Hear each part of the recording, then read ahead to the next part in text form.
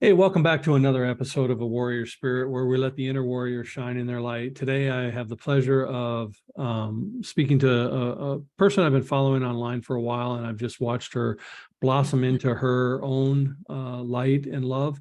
And so today, Kelli Lumsden, she's a realtor in 2 states. She's a mother. She's also an inspiring speaker, but more than that, she's a beautiful soul. And I just thrilled that you stepped out of your own courage to join us today. Thank you. Thank you. Kelli, you are becoming an inspiring and aspiring speaker. Your mission is to help other women. Your journey for that started many, many years ago. So can you take us back to that childhood where, some of this story began? Yes, I can. Okay. First, thank you for having me. I'm really honored. This is my first one, so I'm excited. Well, I'm thrilled that you chose to step out. I've been Yeah. pursuing you as a guest for quite a while. So I'm like, delete, decline, no. I'm just kidding. okay.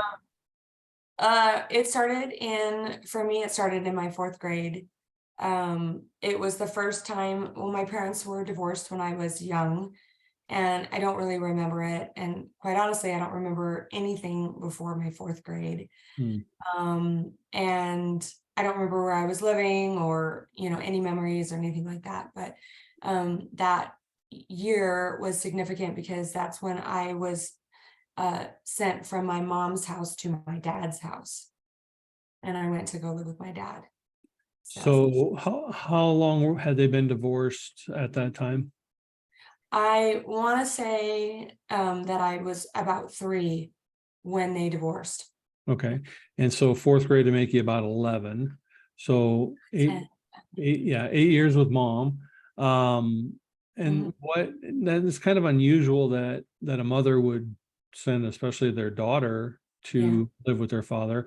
What precipitated that? What was that reasoning? Well, that's what I don't know, and I don't remember. I don't know what the catalyst was for that to happen. I know that I was held back my 4th grade, so I did repeat it. But I don't even remember the first 4th grade. I just remember from the 2nd, 4th grade and going to live with my mom, or my dad and my stepmother. So my stepmother was my dad and she had been together for quite some time. I don't remember how long. My mom and dad got divorced when I was younger too, and so I understand the divorce thing. I also understand step parents. How was your relationship with your stepmom? Well, I always thought that throughout my life that the forgiveness that I needed to have was for my dad and my mom. But kind of to jump forward, and we can go back, but jump forward to 2009 when I got saved. The Lord had clearly told me he wanted me to forgive my stepmother. And so I thought, no, I need to forgive my mom and my dad because they're my parents. And, but it was my stepmother. And how old were you at that time in 2009? 40. You were 40 in 2009. And so you harbored all of that for all of your folks, whatever that dynamic looked like, for 40 years. 40. When you became saved and you heard that, and just a little bit ago, I told you that I'm starting to listen to those voices I don't need medication from, when I hear God and spirit and whatever, say those things. What was your first reaction to that? Because after 40, you're pretty set in your way, Yeah. So what was your first reaction to that? Well, at that time, I had been married for 13 years, and our family was going through a lot of turmoil and what have you, just a lot of chaos. And when we got saved, and then I heard that, I remember exactly where I was, and I remember God saying, "I want you to call your stepmother." And I thought, I mean, it was literally out of the blue, out of the blue. And I was like, you're crazy. There's no You're way. telling you're telling God he's crazy. I told him he's crazy. I was like, no way. And I remember most of my life that I had committed that I would never, and I'll just be honest, it's really hard to say, but that I was never going to let anyone close to her that I had, like my children or anything. No one would ever, she would never hurt anyone again. Mm-hmm. And so I thought he was crazy, but I remember the Holy Spirit on me and feeling him inside of me. And I was sweating and I was nervous. But I just knew that I knew it was something I had to do. I knew I had to call her. And And how'd that phone call go? yeah, it had been 26 years since I had spoke to her. And it immediately, when I called, I got her number from my stepsister. And she said, Kelly, I've been praying for you for 13 years. I've been wanting to ask for your forgiveness. And I just was shocked. And we talked for about 4 hours. And at the very end, I said, why? Why did you do to me what you did to me? Why? I was just a kid. And she said, Kelly, it wasn't your fault. She said, it wasn't your fault. She said, I was dealing with your father, and my father has since passed away, so I can openly talk about it. She said, all of his infidelities and his, and I didn't want to raise his children, and it wasn't your fault. As soon as she told me that, it completely was gone. I've never been angry again. I can talk about, and we pray together. I can talk to her. I've seen her, just total forgiveness. And so that had to have transformed your life as well, lifting that. And sometimes, that guilt and that shame that we carry as children for those things that our adults around us did to us, we take on that ownership. And once you release that, it had to, make you lighter and freer as well, right? 100%. Yep. And it gave me a taste of what true forgiveness feels like, and that it's possible. Because I could have never imagined, never before that call.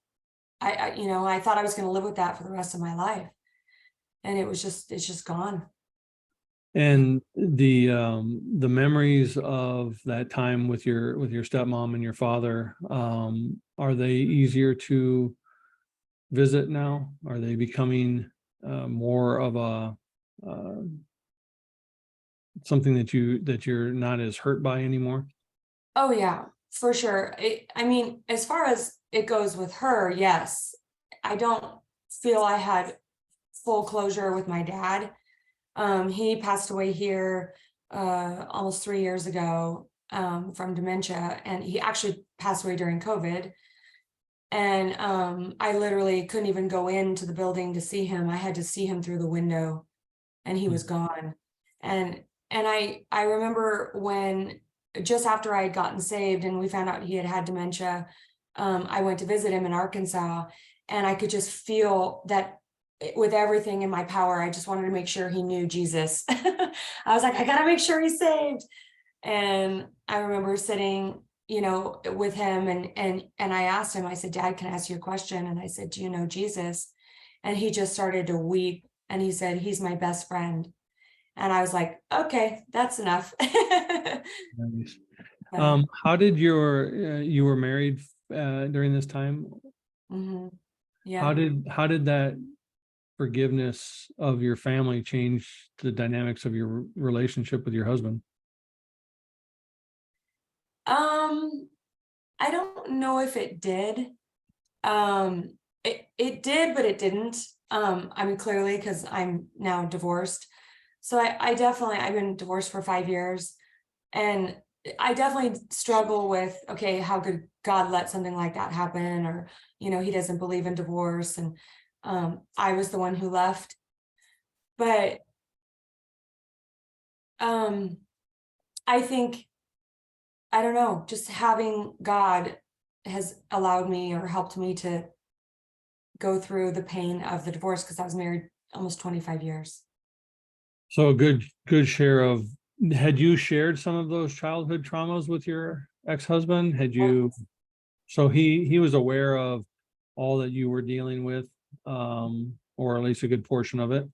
And you said you're the one that left him, which to me says that there were some other things on his side, because typically a woman of faith who's living in her own forgiveness and healing isn't looking to get divorced after 25 years. So, that says that there were some other things on his side that weren't being dealt with. As you've stepped into your faith, recently I say 5 years or so, you heard another calling that you've been ignoring until just now. Take me back to that moment 5 years ago where you heard that other voice that you didn't listen to. So it was January of 2018. And I remember it was my last daughter, long story short. My last daughter had left the house, and my ex-husband had taken her to Washington, D.C. to go get married to her husband, who is in the Army. And I just remember the space of being a mother and the role and everyone in the house, it was empty and they were gone. And now I'm an empty nester. And I just remember literally my head just having all this space. And I remember God just telling me, I want you to minister to women and speak to women. I want you to share your story. I want you to write a book. I saw the cover of the book. I saw everything. And I thought, what the heck? Where is this all coming from? But I clearly knew that I had a purpose and a calling, for sure. And what is the book and the message that you're supposed to impart? What is that supposed to be? I've had a couple of names of the book. I definitely lived a Cinderella life. I had 2 stepsisters. I had the wicked stepmother. I was literally locked in rooms. There was a lot of abuse. There was rejection, abandonment. I was never enough, all that. But in the past 4 years, I've gone through a couple of events that I've participated in, that were self-growth, empowering events that I've gone through that were kind of military, because I'm a veteran. So kind of like a military boot camp, break you down and then build you back up. So I believe that the name of my book is From Rocks to Riches. And it's not rags to riches, it's rocks to riches. And the rocks exemplify the burdens of the weight of the world that I've carried on my shoulder. And each rock has its own, symbolism.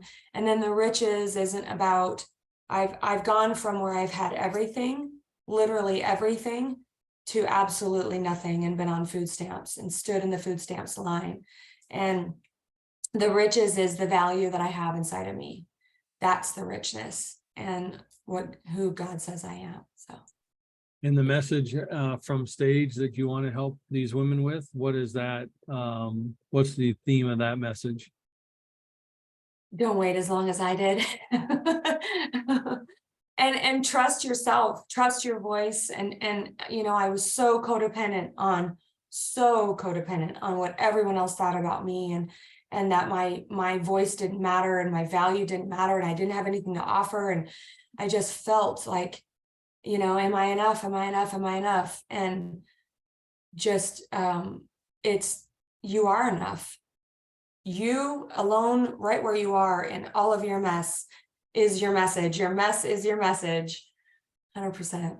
So when you, typically what I found by speaking to people and listening to their stories, when they're in that pit of despair and they're trying to find their value in everything but themselves, oftentimes they'll turn to external things for validation.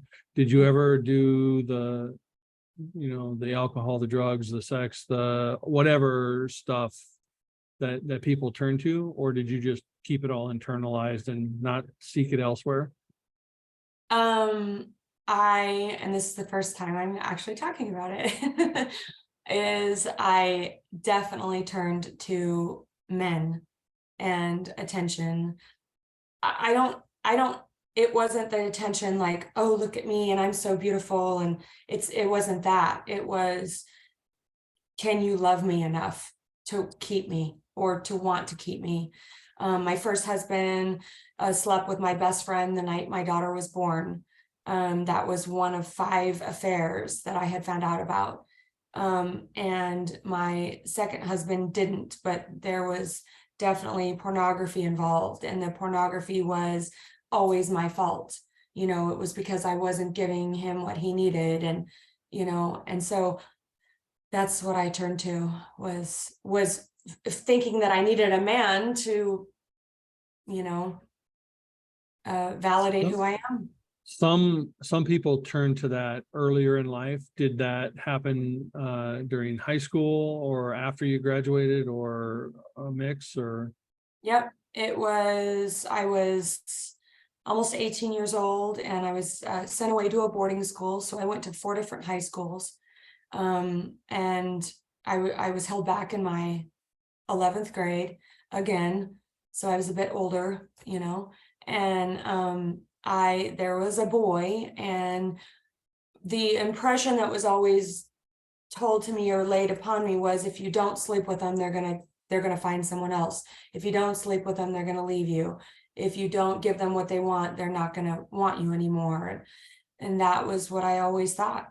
There was a lot of stepdads in my life.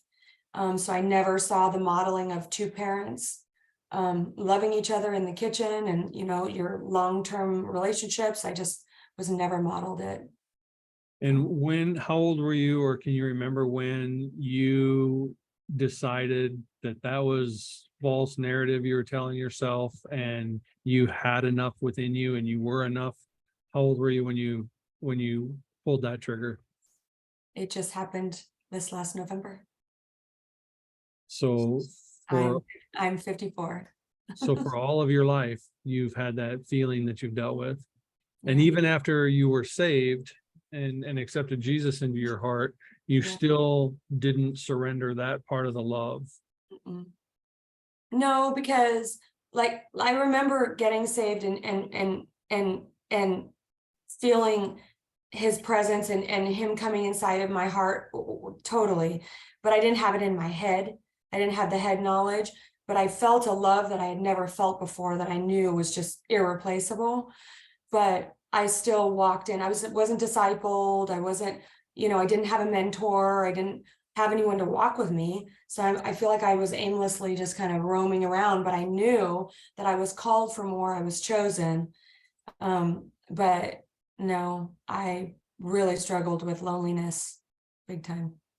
So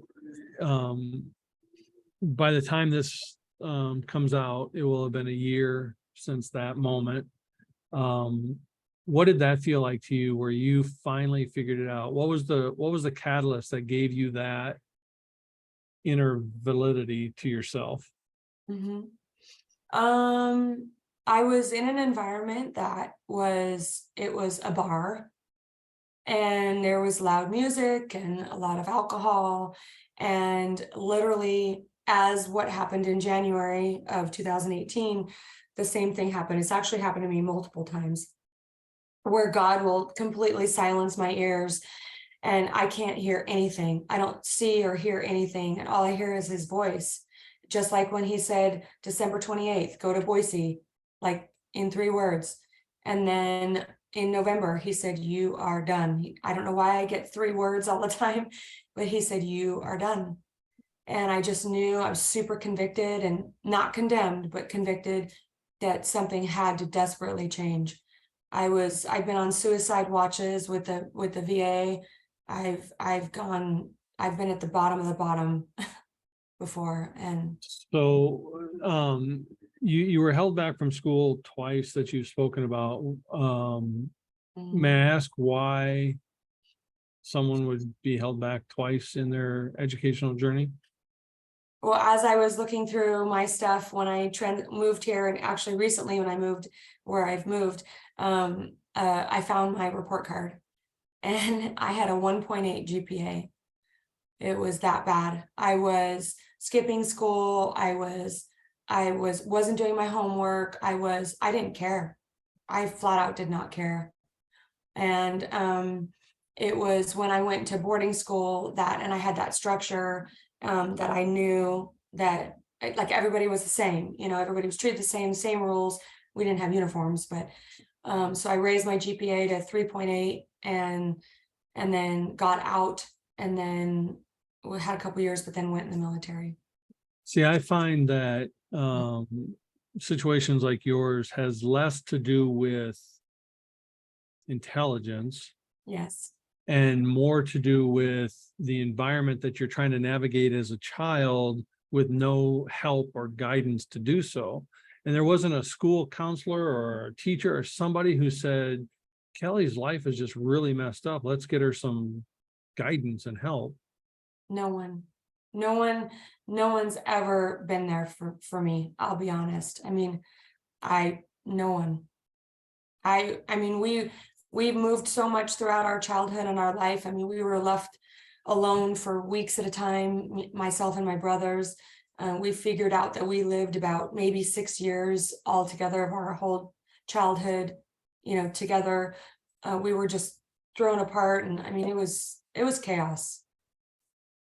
I'm very sorry that you had to deal with that. Is that chaos what gravitated you toward the military? Like you're just seeking some structure? 100%. And But how long were you? Go ahead. No, sorry. No, I think I'm, after doing like disc assessments and kind of looking at who I actually genuinely am, I like the structure. I like the organization. So And you went into the Army? Air Force. Air Force. Were you a pilot? I was a medic, and I was actually in pharmacy, and pharmacy was one of the toughest technical schools you can go through. I mean, it's really tough. You're trained as a pharmacist in like 12 weeks. And I graduated second in my class. I was the chief of my flight. I just started to accelerate and accelerate and accelerate. So I love I am that. smart.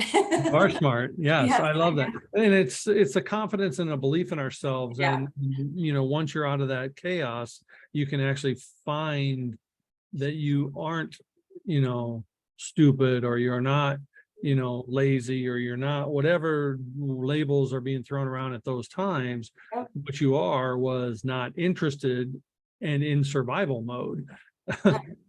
So once you get out of survival mode, the rest of you can thrive and excel to the purpose that you're designed for. How long were you in the Air Force? Almost 4 years. Okay. Yep. My daughter was in the Navy, so I have an affinity. My dad was in the Army, so I do have an affinity for the military. So thank you for your service for that. And I noticed your shirt, Hope for Veterans. Yes. Is there a specific cause behind that you are affiliated with? Yes. It's called Building Hope Project. It's actually out in Nampa. I just recently connected with them, and I'm going to become, or I am a part of that organization. So I'm very, very excited. And what do they do for the veterans? It's predominantly like affordable housing for veterans, and building houses for them, or any supplies that they need. There's a store that's connected to it called Reclaim, and they get I think items at discount, and but it's just a massive heart for veterans, and so I'm really excited. Well, I think that's a fantastic cause, and anything we can do to help those who've served our country is well worth it. After your incident in November, I'm gonna jump back into that for a minute. Yeah. The Kelli that looked back at you in the mirror previous versus the Kelli that looked back in the mirror after that day, what was the transformation? Well, it's interesting you actually say that, because in just about 2 months ago, I went through my the program that I did 4 years ago. I went through a similar one, different, same coach, but a different program. And it ended up being that it was 22 men and me. And it was supposed to be a co-ed event, but they knew that they had heard the women canceled, and they knew that if they told me that it would be only myself and 22 men, that I probably wouldn't go. Well, it was the best thing that could have ever happened to me, because I didn't realize how symbolic each of those men were to me, of the men throughout my life, right? The fathers, the brothers, the gentlemen I've dated, or the gentlemen I've been married to, you know, business associates, anything. All of them just really represented that. And one of the evolutions that we had was that they blindfolded us, and then they put in our hands a mirror. Mm. And I didn't know what it was, and I knew it was, you know, hard and cold. And then when we took off the blindfolds, we had to look at ourselves in the mirror. I could not do it. This was literally 2 months ago. I could not do it. I couldn't look at myself. My eyes were bouncing off, you know. And then we had a resting moment, and then we came back to it, where to look at yourself in the mirror. And that literally, it was about 2 months ago, I could actually look at myself in the mirror, and I loved me for the first time. I loved little Kelli, and I loved me. So Yeah, I think little Kelli needs your love just as much as big Kelli, and you know, that's the capacity to actually look in the mirror, is when you can love little Kelli, because big Kelli's been there. Big Kelli's been taking care of big Kelli for a long time. mhm. Little Kelli is the one that needs her, and that's who you probably see in the mirror Yeah, when you're able to look at it. yeah. And it's always been really hard for me just to talk about myself, or look at myself, or praise myself, or anything. But that evolution, or that event that I had 2 months ago, oh my gosh, it was so incredibly empowering, in the sense that I am worthy, and I am valuable, and I do have something to offer, and I can choose who I want to be with. I don't have to be like, will you be with me? Will you be with me? Will you be with me? Because I mean, my father never wanted to be with me, you know? And so I just always had that message that no one would. But I am thrilled that you're stepping into your power and your, you know, purpose and the plans that God has for you. And I'm thrilled that you're going to be able to take your mess yeah. and make it a bigger message, because I know this is the first time that you've stepped into a situation where you're able to share your story, and Mhm. freely, with whatever parts of it you want to share or don't want to share. And as you continue to do that, you'll add more pieces, because those will bring more value to those that are listening to you, and you'll be more comfortable with those. So I'm thrilled that you stepped out in to do what you're supposed to.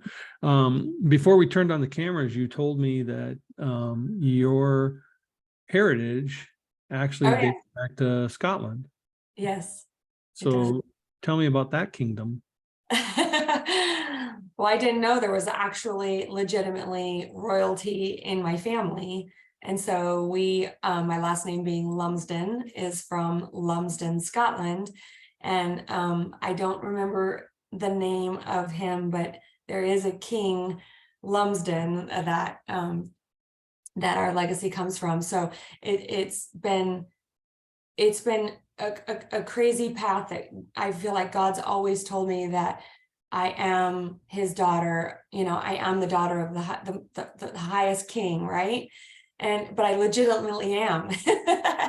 And so, and I've always felt set apart. Like, I've never felt better than anyone ever, but I know that I've been set apart, right? There's just There's a difference. something resonates differently inside of me. And I can be in a room of 1,000 people, and I'm like, I'm one. There's just one me. And so, yeah, I'm interested in looking into it more. Yeah, well, your heritage was you know, designed for better and more, throughout a journey you didn't even know you were on. Um, what's in store for 2024? I know you're going to have more stages, and you're going to help more women, and you're going to empower more people. But what's on Kelli's journey from here? Because if you just open this door of self-love, Yeah. in November of last year by the time this airs. Yeah. Um, that's a short period of time for people our age to finally find our worth within ourselves. So what's on Kelli's journey?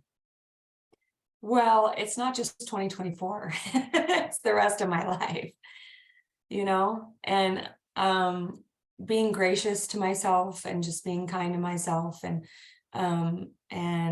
but I definitely want to finish a book. I really, really want to finish a book. I want to continue to be open to the people that God's bringing into my life, because I cannot even describe to you the last 6 months, the people that since this, I've opened this, cracked this shell open, the people that are now surfacing in my life. Yes, I do real estate. I've done real estate for 21 years. It's my vehicle to get me to the platform. And when I say platform, I don't mean stage, right? I Mhm. mean social media, having coffee, any kind of platform. This is a platform, just talking, Right. podcasting, anything. Um, but I just want to be open. I always ask him every day, Lord, show me today who I can help, who I can touch, who needs prayer, or who, just open my eyes, open my ears, open my eyes. I ask him all the time. So I I'll love keep doing that. it. Yeah. I love that. Is there any part of your story or your journey or your evolution or your current mindset that you feel is important for the audience to hear, that you just really feel compelled to share? Listen to that inner voice. 100%. You're not crazy. You're not crazy. I was told all of my life I'm crazy, but it's that tugging on your heart. I believe that God doesn't put dreams, or you don't just have dreams randomly. I totally believe that God puts them in your heart, you know? And so just trust. Don't second guess yourself, and just go for it. Well, I love that you chose this platform to start that sharing and that message, and I really thank you, and I look forward to seeing where God takes you and what you bring to this world. You are part of a warrior spirit tribe and community. So what does having a warrior spirit mean to Kelli? Oh, well, I did tattoo it on my arm. Oh, nice, nice. That was a part of the warrior program that I went through 4 years ago. But it's just the fight, and it's not fighting against, it's fighting for. Does that make sense? Oh, absolutely. Yep. Yeah, I'm not fighting against anything. I'm fighting for everyone. I will fight for everyone. I'll fight to the death for everyone. I have 3 daughters. They're amazing. And it's just don't ever quit. I look back at the times where I was so incredibly suicidal, and thinking how the enemy almost had victory over me. And Um, yeah, can I ask you about the suicide? yeah. What precipitated that feeling? Because having been suicidal myself, I know that typically that's a lot of turmoil and basically lack of hope. You're kind of giving up. What precipitated that, and then what prevented the Mm. success of that? What precipitated it was continuous defeat, or rejection or abandonment, or no, just being told no, being taken advantage of, being lied to, being all the things that a lot of people go through. But just the constant, I just felt like I was being reminded, see, you're not enough, see, you're not enough, see, you're not enough. And but then I tattooed on my arm, I am enough. Oh, So I put everything on my arm to remind me every day. And I think God's the only one that could have saved me. I just had to go through that morning, and just that release of, just why I don't understand. I don't understand. And he's like, because I have more. I'm closing that door to get you through the next one. You just have to go through the nose to get to the yes. and there's many more no's than there are yeses. But my kids, and don't make me cry. And my grandson. So Your family saved your life. oh yeah. Yeah, my daughters, I mean, they're watching me, right? They're watching me. And what would I have said to them if I would have done that to myself? They would have been, they'd be so angry at me and so mad at me. And so there's been multiple times where it's unfortunate, but I've had to reach out to them and say, I got a 911. And they rally. Those girls, oh my gosh. Talk about warriors. They rally. Well, that's I love to hear that for multiple reasons. A, you felt, because a lot of parents don't feel courageous enough to share with their kids that there's a problem. You know, they don't feel like that's their child's, they can't understand it. They won't be there for, you know, whatever we tell ourselves as parents. So first off, kudos to you for being able to have the courage to share that need with your kids. Secondly, you know, kudos to you for recognizing that it would, yes, it would take you out of your problem, but it would harm your children even more. Right. And I think it's commendable that you knew, like, what you're doing by making those phone calls is you're breaking generational traumas. Oh, 100%. Yeah. know. And I have PTSD from my childhood. I have PTSD from the military, you know, and I carried all of that, right? And believe me, I've sought tremendous help. And I don't want to take medication. I firmly believe I'm healed in Jesus' name, you know, but and it wasn't, I didn't call my girls because I wanted to burden them. I wasn't being fully present as a mother, and I was dealing with the divorce and moving to Idaho and starting my business over again and finding out who I am. And I had to tell them, listen, this is where I'm at. And it's okay to ask for help, but this is where I'm at. I can't be fully mom because this is where I'm at. That So takes a lot of courage and a lot of self-awareness. And, you know, I'm thankful that you found that within yourself. And again, I appreciate you coming and telling your story here. yeah. And I always wish you the very best. So thank you so much. Yeah, thank you. You have a blessed evening. You too. Bye.